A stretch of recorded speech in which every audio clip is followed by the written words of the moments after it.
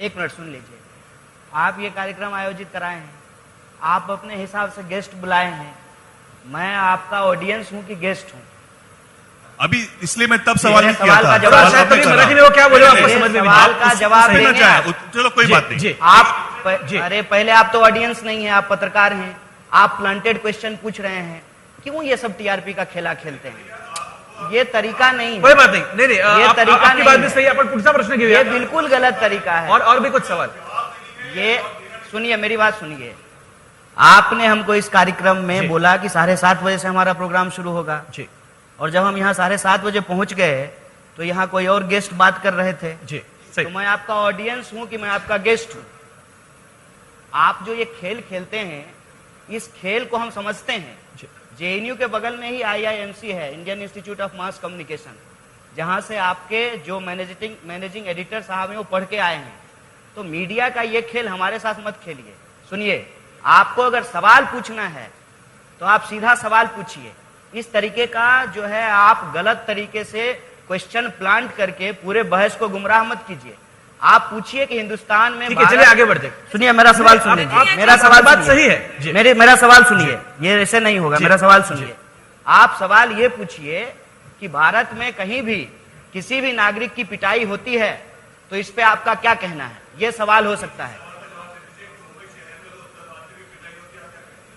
किसी भी शहर में किसी भी भारतीय का पिटाई होता है, ये गलत है। आपको हिंदुस्तान नहीं दिखाई देता है?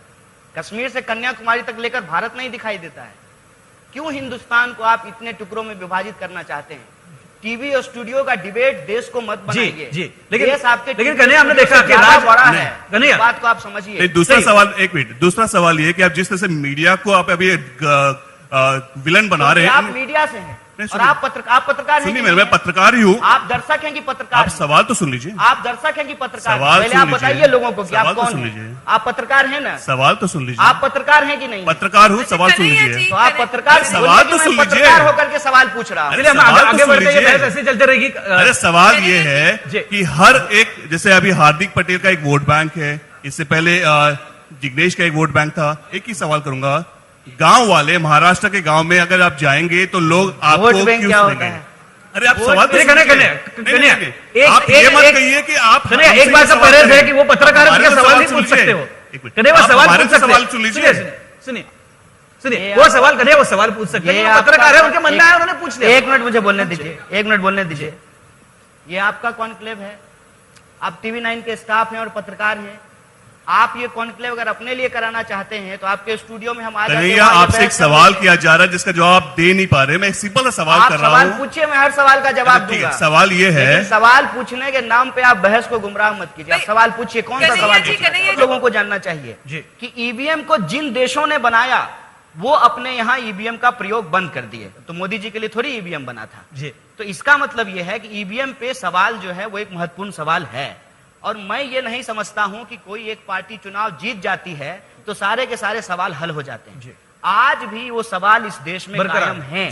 चाहे राफेल का सवाल हो, किसान आत्महत्या का सवाल हो, नौजवानों की नौकरी का सवाल हो, नोटबंदी और जीएसटी का सवाल हो, और इस देश में जिस तरीके से डेमोक्रेटिक इंस्टीट्यूशन को कमजोर करके लोगों की इतनी हिम्मत हो गई है कि दिन दहाड़े संविधान की कॉपी जला रहे हैं, ये मुद्दे आज भी कायम हैं और इस मुद्दे पे जनता ही एक विकल्प तैयार। और ये सारे सवाल बात से इत्तेफाक नहीं रखता। अब आपके पास माइक है? मेरे माइक में मुझे कॉन्फिडेंस नहीं आ रहा है। अच्छा, ये सरकार TV9 में आपकी आवाज कभी दबाई नहीं जाएगी, मैं आपको वचन देता हूं। नहीं, ये सरकार की तरफ से है ना, आप समझते नहीं। फिर भी उनका हमारे ऊपर कोई असर नहीं होता सर।